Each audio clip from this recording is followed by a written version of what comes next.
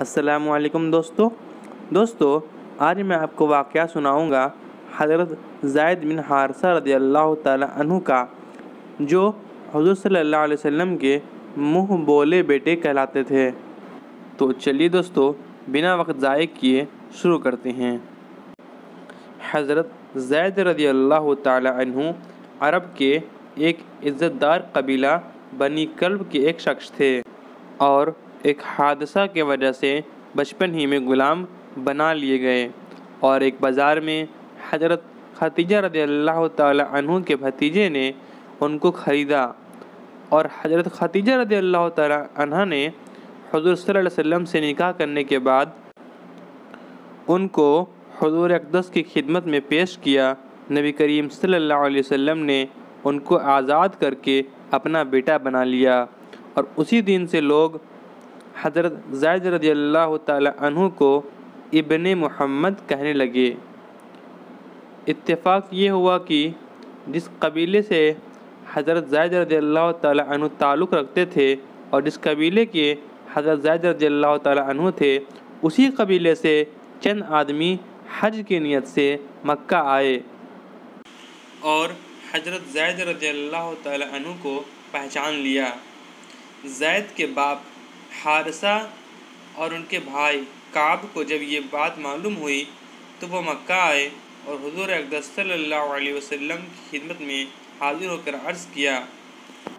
کہ آپ زید کو ہمارے حوالے کر دیجئے اور بدلے میں کچھ قیمت لے لیجئے۔ حضور اقدس صلی اللہ علیہ وسلم نے فرمایا، اس سے بہتر یہ بات ہے کہ زید کو بلایا جائے اور اس کے سامنے یہ دونوں صورتیں پیش کر دی جائیں، وہ تمہارے ساتھ جانا قبول کرتا ہے یا میرے ساتھ رہنا چاہتا ہے، اور جو اس کی مرضی ہو اس پر ہم بھی راضی ہو جائیں گے۔ حضرت زید کے باپ حارثہ بخوشی اس بات پر رضامند ہو گئے، کیونکہ وہ یقین رکھتے تھے کہ بیٹا بہرحال باپ کو ہی ترجیح دے گا۔ چنانچہ زید رضی اللہ تعالیٰ عنہ کو بلایا گیا، اور حضور صلی اللہ علیہ وسلم نے دریافت فرمایا، زید ان کو پہچانتے ہو؟ تو حضرت زید رضی اللہ تعالیٰ عنہ نے کہا، کیوں نہیں، یہ میرے والد ہے۔ آپ صلی اللہ علیہ وسلم نے فرمایا، یہ تمہیں لینے آئے ہیں، اب تمہاری مرضی، تم ان کے ساتھ چلے جاؤ یا میرے پاس رہو۔ تو حضرت زید رضی اللہ تعالیٰ عنہ نے عرض کیا، میں آپ صلی اللہ علیہ وسلم پر کسی کو ترجیح نہیں دے سکتا، یعنی میرے ماں باپ چچا جو کچھ بھی ہیں وہ آپ صلی اللہ علیہ وسلم ہی ہیں۔